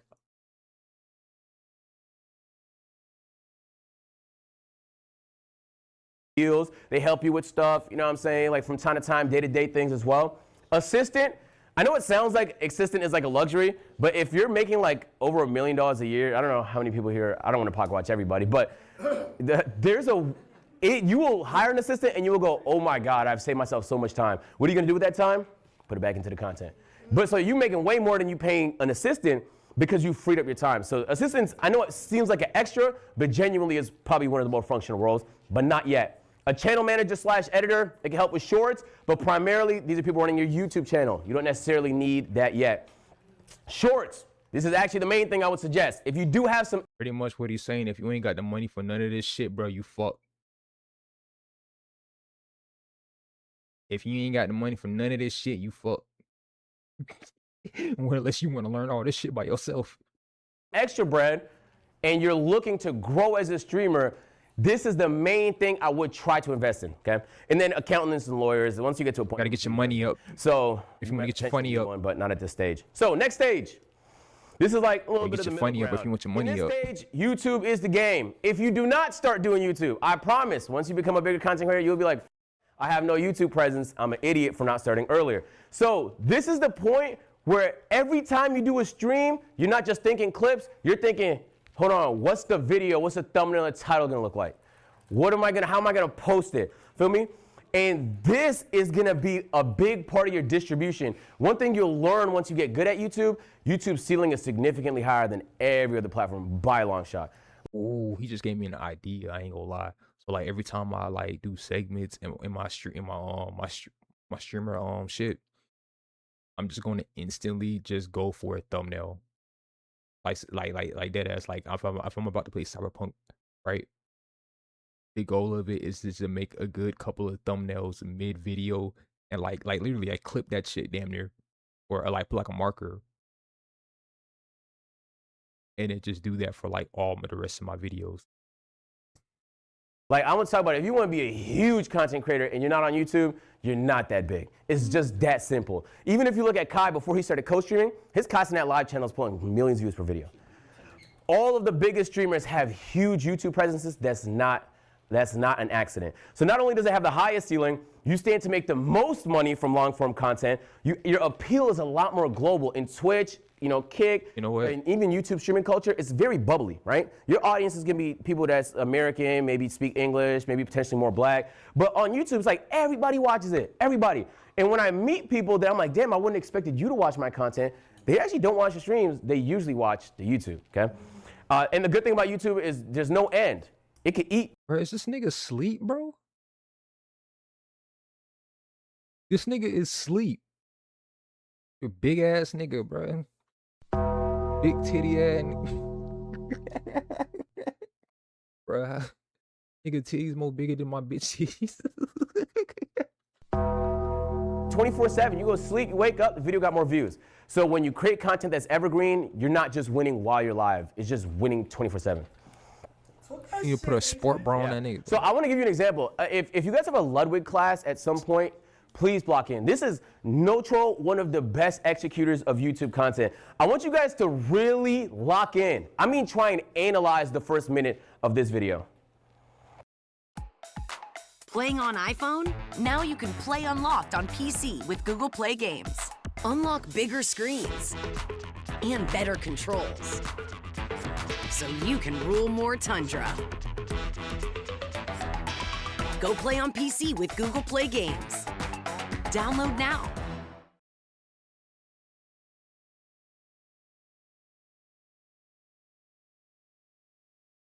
Stem separation is a central part of the Suno experience. Whether you need to remove vocals, isolate a specific instrument, or export a full multi-track session for mixing, getting clean stems is essential. Today, we're rolling out a major update to stem separation for our Pro and Premier subscribers. You'll notice now we have 3 tabs: Auto Split, Split from Mix, and our brand new Advanced Split. Previously, you only had 2 basic options for extraction. Let's start by looking at how the old method worked, which is now See, I'm about to make a thumbnail right now. This is gonna be a thumbnail right here. This update change. Gonna be a thumbnail. Make a couple. Let's see if I can. Gotta get the mic in the camera. Hold on. That's how many people have bought Magic. I love real interest. For reference, that is more than Mario Kart World did in the first few months it came out. Magic Chameleon only came out a few weeks ago. In fact, it's more than Street Fighter 6 has done in 3 years, and it's more people than subscribers I have, and that's a free button to press that I want you to press now. But it got me thinking. It's a lot of fun to play with your friends and pick a cringe spot if you want to win, or maybe just do a funny spot that usually doesn't end up working out. But what if you had actual professionals, aka artists? How would they do? To find out, I employed the help of my good friend Squeaks to be static hunters, and we would trace down. Okay, so I will. If you look through YouTube, there's probably not a single video that any of you guys did that. He's just the best executor I know. And the crazy part is like, Ludwig is not like a Kai Snyder speed. Like, obviously, no disrespect, but he's pulling numbers like on YouTube. This is not an accident. That's a gaming video. He could have just started with the start of the game. Instead, he did this whole post commentary. He played music in the background. He was cutting, zooming to things. You're visually stimulated, but then the words he's saying is hooking you. Bro, I didn't read. I ain't gonna lie. I didn't even watch none of that. This is not an accident. That's a gaming video. He could have just started with the start of the game. Instead, he did this whole. Hunters and that you fun to play. That's a in the so many people. Let's see if I can. That's how many people have bought Magic Chameleon. For reference, that is more than Mario Kart World did in the first few months it came out. Magic Chameleon only came out a few weeks ago. In fact, it's more than Street Fighter 6 has done in 3 years, and it's more people than subscribers I have, and that's a free button to press that I want you to press now. But it got me thinking. It's a lot of fun to play with your friends and pick a cringe spot if you want to win, or maybe just do a funny spot that usually doesn't end up working out. But what if you had actual professionals, aka artists? How would they do? To find out, I employed the help of my good friend Squeaks to be static hunters, and we would trace down. Okay, so I will. If you look through YouTube, there's probably not a single video that any of you guys did that. He's just the best executor I know. And the crazy part is like, Ludwig is not like a Kai Snyder speed. Like, obviously, no disrespect, but he's pulling numbers like them on YouTube. This is not an accident. That's a gaming video. He could have just started with the start of the game. Instead, he did this whole post commentary. He played music in the background. He was cutting, zooming to things. You're visually stimulated, but then the words he's saying is hooking you. What do you mean I'm playing with professional artists? That's just a good concept. Not only did he get the good concept, the thumbnail and the title, the packaging is good. Once you click on it, he's hooking you. So you're like, damn, not only did he give me context in case I don't know what the game is, but now I'm hooked. I want to know what the best people do. He's visual. Like, he literally started the video off with like giving you information, like numbers and a whole bunch of shit like that. Like, me personally, those are the type of videos that literally made me lock in. Like, when I see videos like that just get right to the fucking point, like get right to the point. Like, I love videos like that, bro. Showing the painting, it's like maximum stimulation, and then there's going to be the release where the game starts, but now you're hooked. You get what I'm saying? So when you want to look at mastering YouTube, mastering hooks in long form, I genuinely don't know if there's a better person than Ludwig to do that. And then here are some examples of good thumbnails. So, dumbest spots in Mecha Chameleon. Simple title, you know, a circle and an arrow. Couldn't be that hard. But when you put yourselves in the audience shoes, you're scrolling through, you're gonna be like, where? I don't see anything. Boom, that's it. Where? I don't see anything. Let me click the video. That looks like a crazy spot, right? This is the Ash Out video. Ash is one of my favorite YouTubers and now streamers.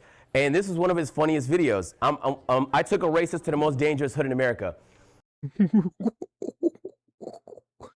Okay, yeah, this like shit like this I would click on. I would click on because like, bro, like, what do you, like, is he about to get jumped or like switched down? Like, this nigga with the shiesty, man. Like one of them niggas that robbed fucking on Gucci during the Pooh shiesty shit. Fucking pull a Draco on the side of. And not only was the content phenomenal, it was like a double prank where like he was frying people. It was like a really, really good video.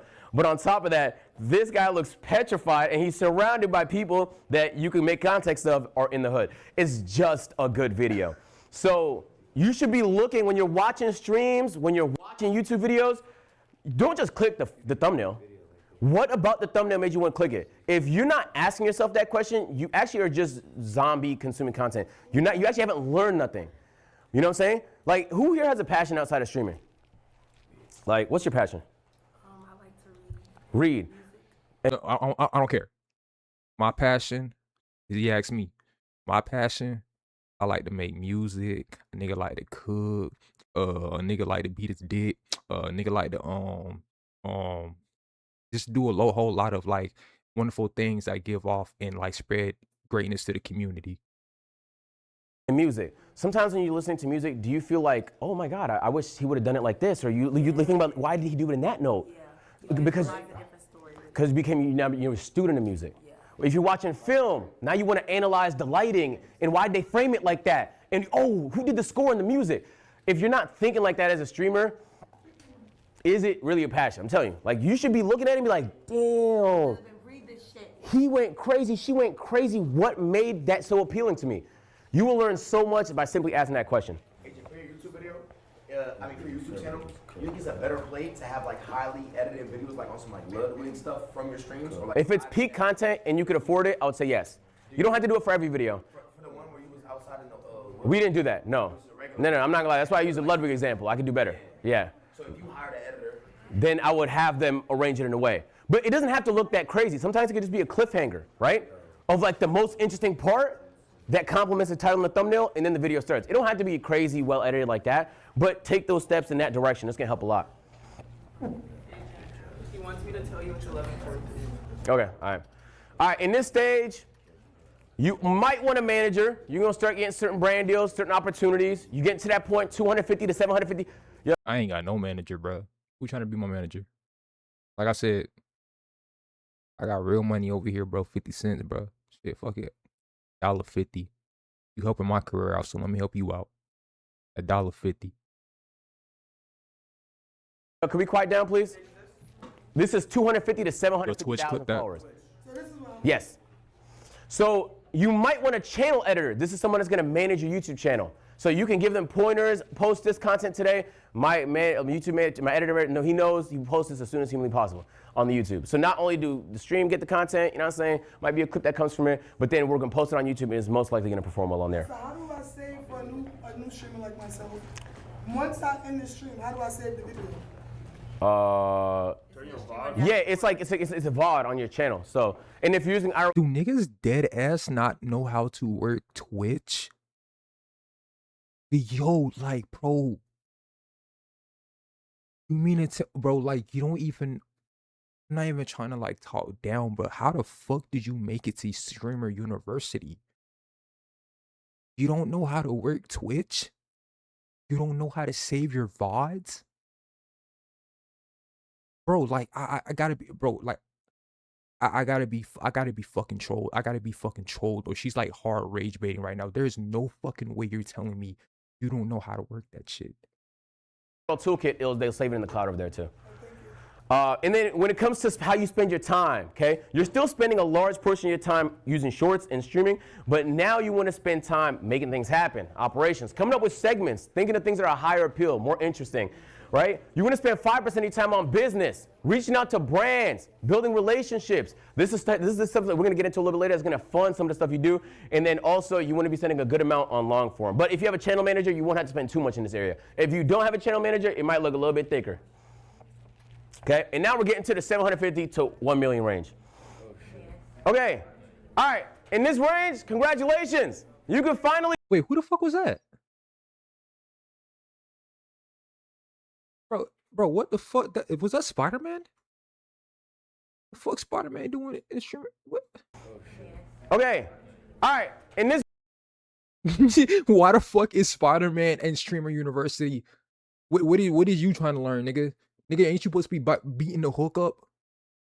Range, congratulations. You can finally stream more, okay? which might always be a good thing. Sometimes you don't want to be a volume streamer doing 12 hours a day. It's a burnout.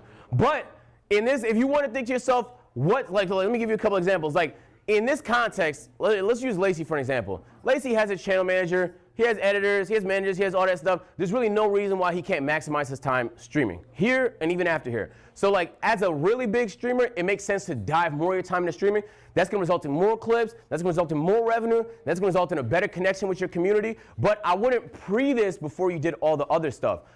Building the community exclusively on them streaming platforms is very, very challenging. So if the goal is growth, spending time off platform first is the best way to do it. All right, couple fun facts. We talked about it earlier. Co-stream everything, please, for the love of God.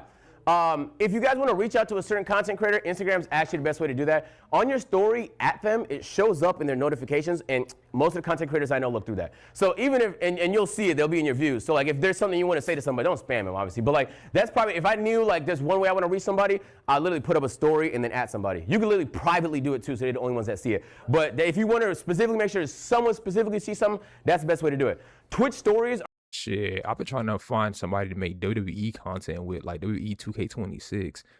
Who the hell on Twitch has WWE 2K26 and wants to co-stream on Twitch and like just rank up these views and just make fire content? Like if you're trying to do that, bro, DM me on my Instagram, bro. I'm down for that shit, bro. Cause like I really be wanting to do that shit, but like sometimes that shit just get bored when you be doing that shit by yourself and shit. Are very underrated. I actually don't use them. Kai, the one that told me this last week. And he used them for every stream. You know what I'm saying? If there's a stream he wants to hype up, Twitch stories send a notification to your Twitch followers. So now they know when the stream is gonna happen. That's elite. Instagram communities, super underrated, especially if your community is already on Instagram. I know Twitter comms are leaving soon, so if you're looking for an alternative, I made an Instagram community. I personally couldn't be bothered with Reddit or Discord. And the more you study, the more you win. I promise. If you are not studying, you will win less. This is facts. You can be the most entertaining person in the room, but if you are not paying attention and studying the content that's performing on your channel and on others, you will be limiting yourself. This is factual. That's like he dead ass about that shit. Sometimes like I dead ass will go like on I go on like TikTok live or like Twitch, and I'll see what other people are doing when they're streaming like WWE, or they're like just doing like any other content that I'm into. I'll see what they're doing, what posts they're posting, so I can kind of like, I guess, like branch off of what I saw that they were doing. Like I saw, like there was a time where I saw people was playing The Walking Dead, and I saw like, damn, these clips are popping off, bro. Everybody playing The Walking Dead, these clips are popping off. Let me go ahead and do the same shit. And I did the same shit, and then it started working for me, but I kind of switched it up in my way, and I edit my clips just a little bit more different. But yeah. In this section, you want to spend a large percentage of, yo, can we quiet down, please? In this section, you want to spend a large percentage of time on strategy. What direction are we headed? What's some fire shit I can do for the summer? What's the rollout going to be like? You know what I'm saying? You want to spend a large portion of your time streaming. The streaming is the top funnel. You go live, the clips eat on socials, you post it on the YouTube. The more you stream, the more content gets disseminated everywhere. You want to spend a good amount on the business side. Ideally, you don't have to do too much because you got managers and agents and things of that nature. And then 10% is now managing. You have a team. You actually have to manage people, and you can arrange your team however you want. It genuinely really depends on the type of content you do. My content is really variety. We use some IRL, some gaming. We do a little bit of everything. So this is the layout that I found was compact enough to where like it's not too much. I think I need to do some IRL streams too. Like I don't think I ever done like an IRL stream. Like I already got an idea in my head. But there's like this place like that my homeboy was telling me about. They like give massages and shit. And then he told me to like ask for like a code. He says like some code word that says like egg salad. He told me just to tell her that when I'm done with the massage. I feel like that would be like a good like IRL stream that we could probably get into. Like it'll get like mad views. People, because then you got to travel with everybody and stuff like that. But it's like you're not bottlenecked. I don't have to think to myself, oh my God, I wish we had another hand. You know what I'm saying? So the teams are super specific to the content that you do. There's no ideal formula. I would always recommend, if you know a bigger streamer, ask them. Before I made a hire, I called Ludwig. Yo, Ludwig, what you think about this? Yo, Kai, what you think about this? Phantom, what you think about this? Because everybody has a different formation. You want to see which formation might make sense for you. Pardon me and my tone. You can't step to my. I got a question. So, as you can tell, you have all those members on the team. Do you have them specifically work on that task, or is it like a team thing where... It's a team thing. Everybody helps everybody. Where you find these people? Wait, can you say that again? Everybody helps everybody. Yeah. If someone only does one thing, they're a little useless. Okay, Yeah, like today, for example, my channel manager is doing some clips. Okay. You know what I'm saying? You know, but like everybody helps everybody. I also believe that like... You talking to him? No. Okay. He's the GOAT. Okay. But I would just say, like, I personally tell people that it's also good to know a little bit of certain other people's jobs just in case, like, we have multiple. 100%. Yes. He's not even a cameraman. He used to run operations. So, but he could also run camera. So where you find these people? Referrals usually for me. I'll ask people. How long do you think you go through trial and error finding somebody that's like good? Because like people can say they do things, but you know work ethic and kind of like consistency is like really important. We could talk about that off stream because it's a little. Bro, I wish I had a cameraman. But you gotta stand out in the streaming world, bro. You gotta be mad different with the shit, bro. So I'm not gonna want like an actual human, bro. I'm gonna want like a fucking monkey, bro. Like a dead ass, bro. I'm gonna get like a monkey. Bro, listen. I'm gonna get like a monkey. And then I'm gonna train that nigga to work a camera. Bro, I swear to God, bro, I'm gonna be like the rawest fucking streamer ever, bro. Like, tell me what nigga do you know got a monkey filming they shit, bro?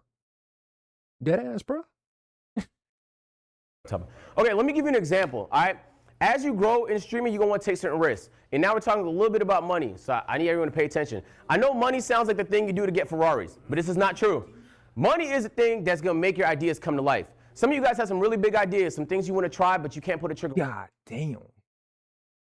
That's where I'm trying to get at. 6,000 estimated revenue, 6,000. Why? Because it's a huge risk.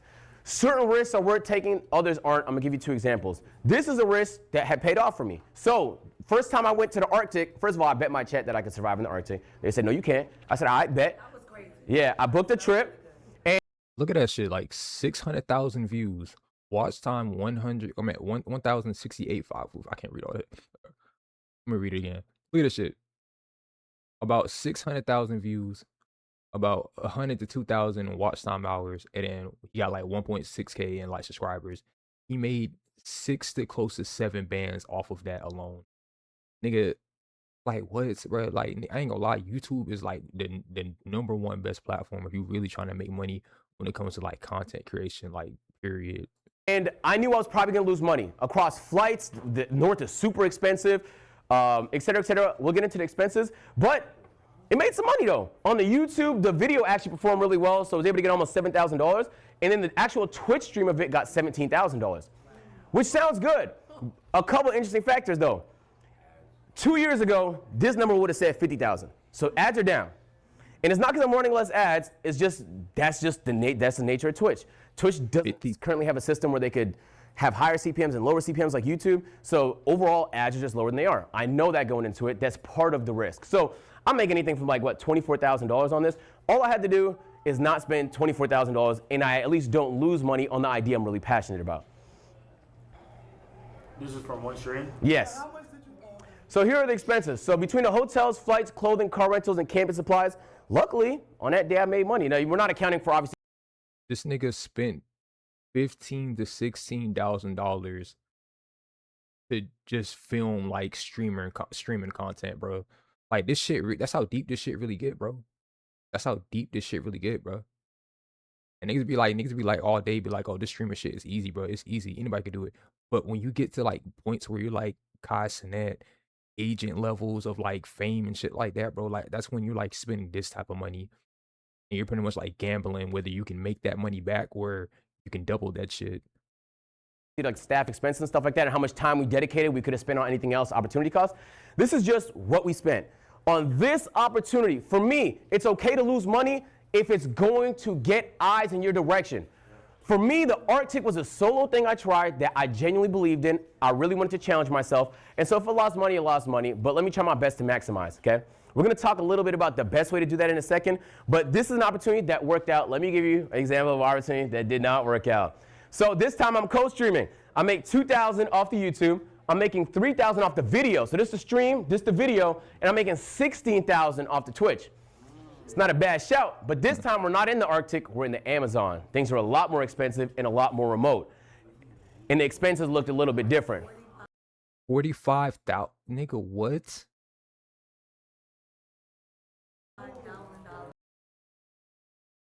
Survival coaching, camping supplies, tech, housing, flights. Nigga, bro, I couldn't see myself. Like, bro, what? So this is an example of a bet that financially didn't pay off, but content-wise went ballistics.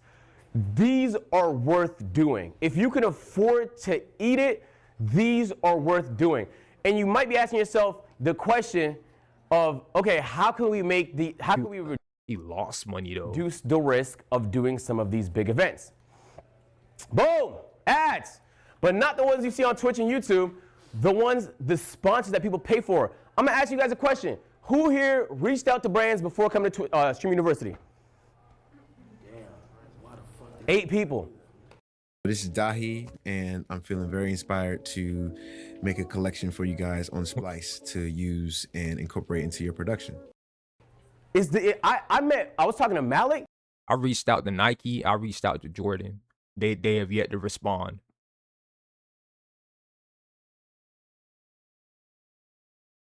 It's been a week now.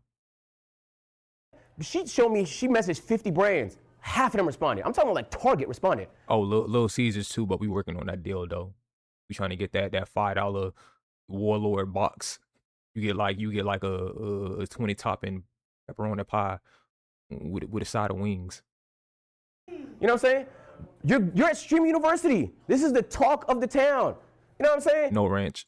You not reaching out to Samsung and DJI and Fortnite to see if potentially they might be interested in supporting something you want to do. So I literally reached out to all the brands that I know, and Fortnite came back and said they want to do something to help some students. So we will actually be finding 2 streamers that have not had a brand deal before to do their first brand deal with me a little bit later today. Okay? But like, I could have said nothing. I could have not asked. You know, we're thinking, okay, agent, well, you know some brands, so that doesn't count. You've done 10 epic deals before, so that's a little bit of a cheat code. This is true, but let me give you some examples on how to get some of these brand deals. And then I'm gonna walk you through how I'm gonna execute the Fortnite one, and we're gonna pick some students to do it before we end class here today, okay? So back when I was a wee little lad and I haven't blown up on YouTube, there's a website called FameBit. You get a whole Fortnite deal. It's like you have to apply for ads. I think the Stream Elements has it now. FameBit got bought by YouTube. Now it's called YouTube Brand Connect. If you guys are on YouTube, you've probably heard of it through there. Brand Connect. So it's YouTube's platform where you can apply for ads. Essentially, if I wanted money, I would see a scale on the website. I'd say, I want to advertise this scale. This is how I'm going to do it. I send them a little paragraph or 2. This is pre-AI, so you have to know how to write. And then you send submit, and you get a brand deal. I just reached out. At the time I was broke. I was looking for anything. $250 to sell a scale to 10,000 people. I'll do that, gang. All right? Yeah. I need some bread. I was broke on campus at the time. That's just reaching out. The second thing, have you tried asking them? No, seriously though. Like, you are completely underestimating how much. I have talked to brands that have literally told me, we only work with the biggest streamers. I've talked to brands where they said we only work with the smallest creators. We like doing small deals. We don't want to do anything too big. If you are not asking, you are selling yourself short. Third is management. You'll get a lot of inbound deals, right? Bro, it's like 4:30 in the fuck. What? Like 4:30 in the afternoon. This nigga is mowing the lawn. For what? I would have thought, bro. I thought bro would have been here in the morning.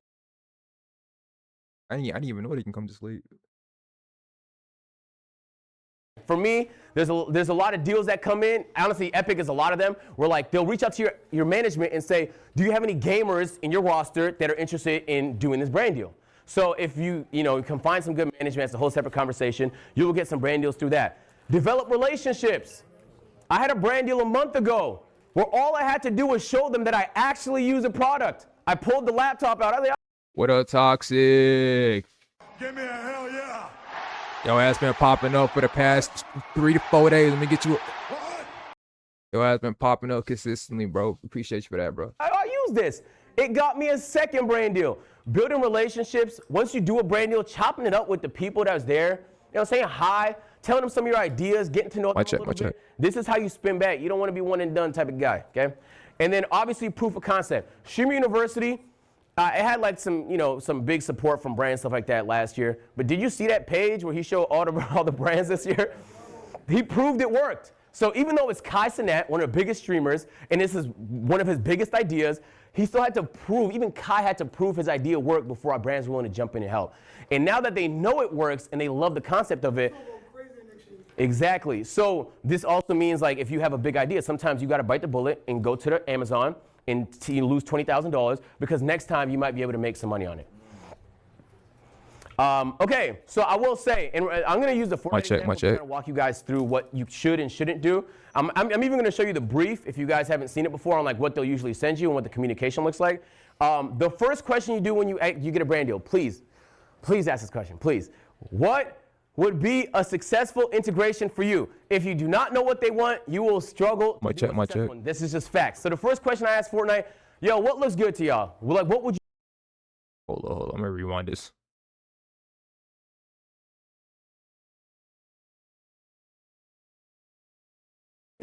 Have you tried asking them?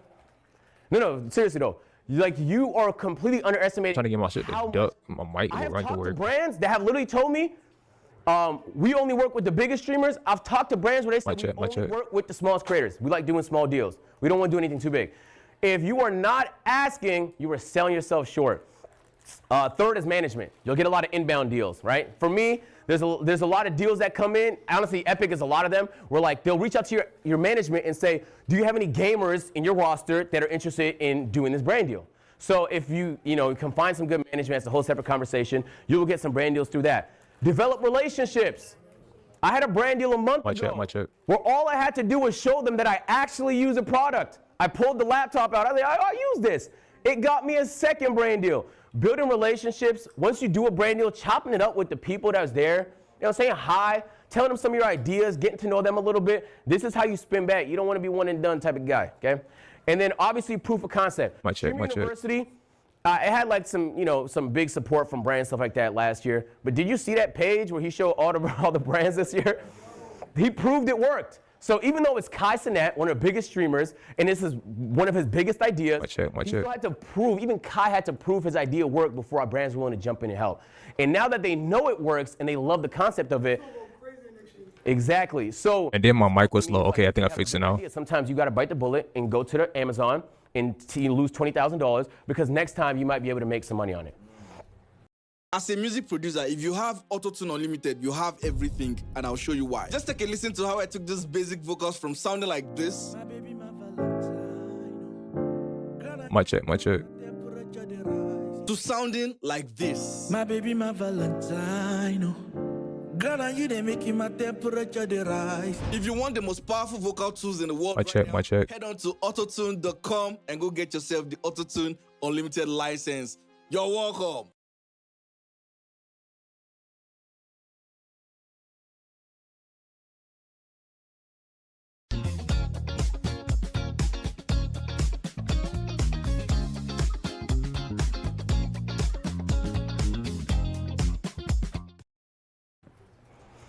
Okay, so I will say, and I'm going to use the Fortnite example to kind of walk you guys through what you should and shouldn't do. I'm even going to show you the brief if you guys haven't seen it before on like what they'll usually send you and what the communication looks like. The first question you do when you get a brand deal, please ask this question, please. What would be a successful integration for you? If you do not know what they want, you will struggle to do a successful one. This is just facts. So the first question I asked Fortnite, yo, what looks good to y'all? Well, like, what would you like to see happen? And they're trying to promote the sprites. So, I mean, they're all around campus and stuff like that. So, okay, boom. They want to focus on sprites. What about the sprites? Oh, the fact that you could trade them, the fact that you could own them, they're permanent now. It's a new season.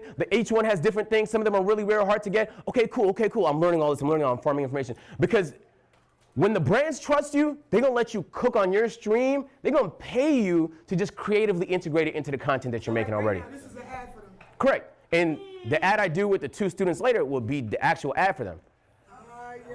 But like if they don't trust you because you've never done it before, sometimes it's harder to get that. Has anybody worked with a brand that was a little bit like, you know, they wasn't let you do what you wanted to do. They wanted to do it their way. It sucks sometimes. It happens. It happens to me. It happens to everybody. It's not a good experience. But when you can find brands that trust you to just cook up. You feel me? And don't sell, bro. Because when you sell, they're going to look at me next time like I'm a sell. Because they're going to be like, oh, streamers, they don't do brand deals well.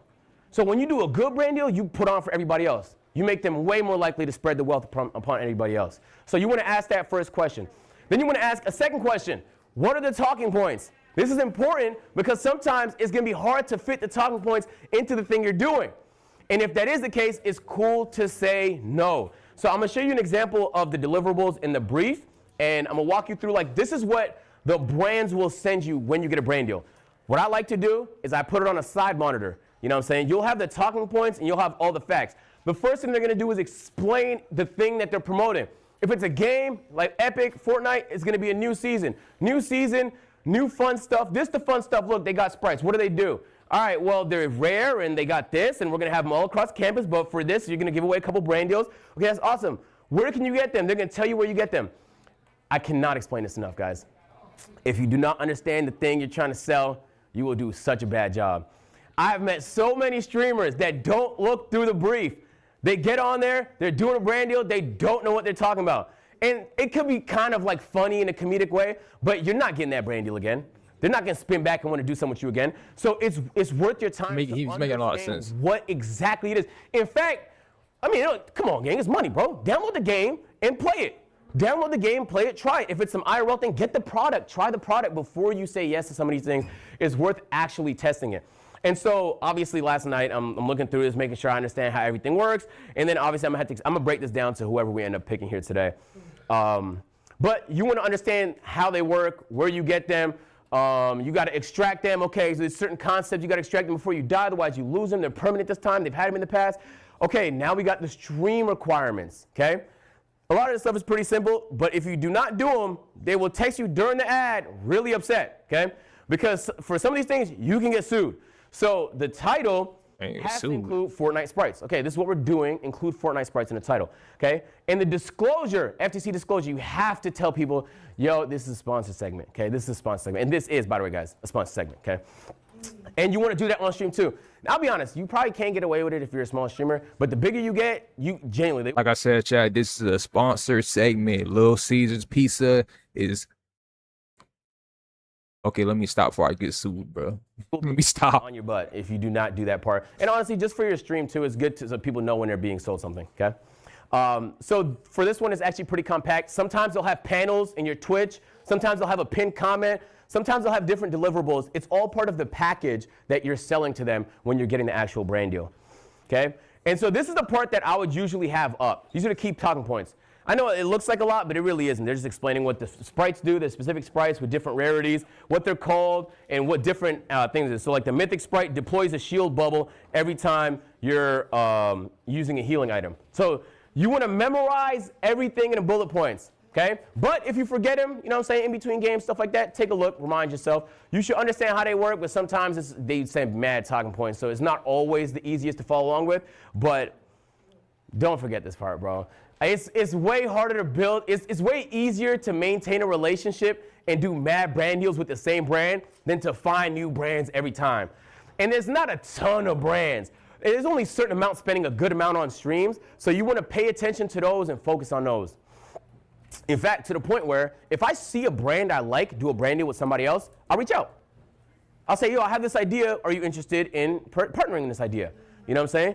And that's just, you know, they're spending money. If they're spending money in content, they have a department for it. If they have a department for it, they have a budget for it. And if they have a budget for it, why can't it be you, bro? All right. And then on the bottom, there's usually the do's and don'ts. So certain brands are going to have certain do's and don'ts.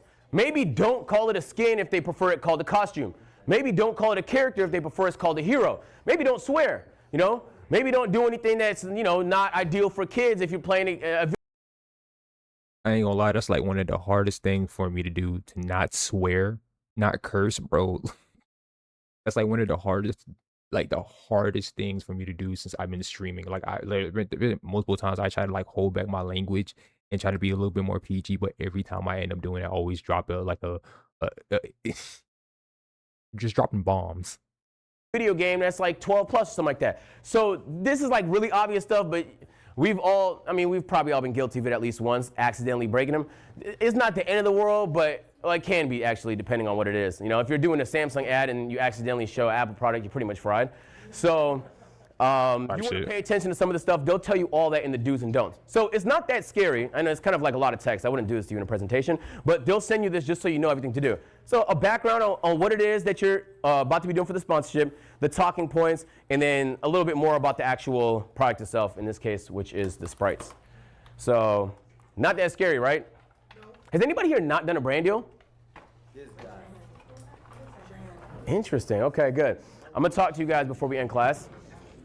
Okay, so anybody here not have management or an agency? Okay, so you guys want to focus up on this part. Yo, can we quiet down real quick? We're almost done. All right, when you guys, so we talked a little bit about short form, long form, and streaming, right? Now you're reaching out to a brand. You're not just a streamer. You're not just doing a 1-2 hour segment.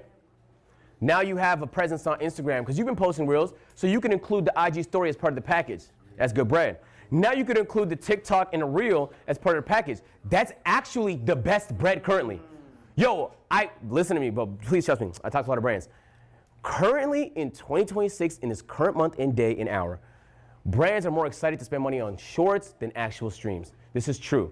I've talked to brands that said, I want to do the stream, and they said, do you want to do a short? I'm telling you the truth.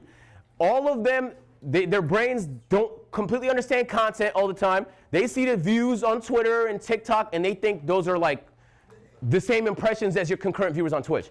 So it just looks sexier to the suits to see this really big number of impressions, which you can get on shorts. This is just factually true. So even though the influence isn't as crazy on shorts, you have a stronger influence, a deeper community, more motion, streaming. That's not how they see it. So we know how they see it. And if this can help fund your big ideas, applying all these concepts, focusing on shorts and long form, how do I tell you?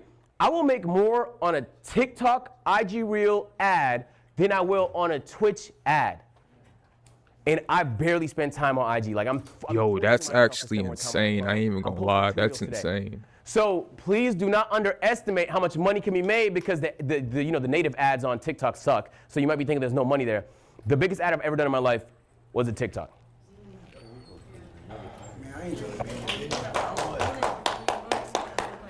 Hey Lacey, this class is not this is not designed for you. That's fucked up.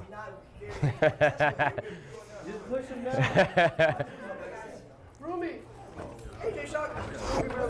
Okay, last thing I want to say is before we pick the students, you always want to ask for feedback. This makes you look good. Feel me? Not only does it make you look good, it's going to help you improve. What could I have done better? Oh, well, they didn't like the part where it was lagging. Maybe fix up the connection. But they love the part where you talked about this. If you're not you even asking is something that only 5% of people do. Immediately they're going to say, oh, this is a serious guy. And when they take you serious, they're going to spend serious money on you. This is facts, okay? Please make sure to ask for feedback. It's probably one of the most easiest things you could do that's going to make them want to spin back. Okay. All right. Sorry, that was a lot. I know I'll be asking for feedback. I know I'll ask for feedback. Okay, before we head out of here, because we all appreciate it. Before we get out of here, because no, I'm lying. A bit late, can everybody time to ask for feedback. Never done a branding before, please put their hands up. Never done it. Okay, interesting. All right, I'm gonna have you guys meet me in the front of the class, and then we'll probably just. Oh my God, I forgot we're giving away a Sprite. Huh? Okay. All right. So we actually don't know. How should I get this way? Hold on. I can't just get handled like that. I can't just handle like that. Maybe ask a question about something on the slide. Lock in with a buy one, get one, create your own pizza from Papa John's. Order in so you can lock in. Buy one, get one pizza for a limited time on Uber Eats.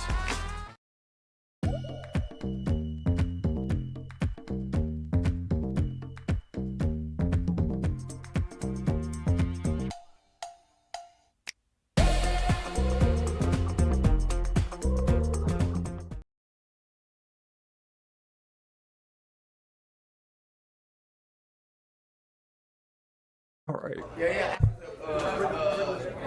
Maybe I should ask. All right. That was actually a really informative video from Agent, bro. Like dead ass, bro. Even gave me a lot of like shit that I could probably pick upon and like use and shit. But for the most part, I love it though. It was a fire video. Mm. All right, I'm gonna pause my stream real quick, and I'm gonna be right back.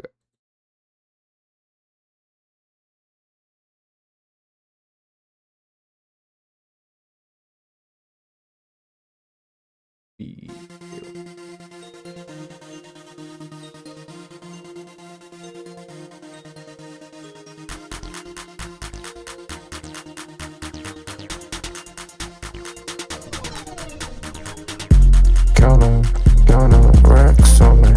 Big bank roll can't fold, you see. Talking that shit, but they not like me. Flex on the haters, that's my routine. Cash in the bag, that's designer smell. Ran up a check, I don't kiss, I tell. I was in the mud, now I shine too well. Money on my mind, I fail, can't fail. I don't talk cheap, bitch, my money slang. Whole lot of hundreds, let it bust out the band. Shawty won't clout, but she not in my range. Stay in my lane.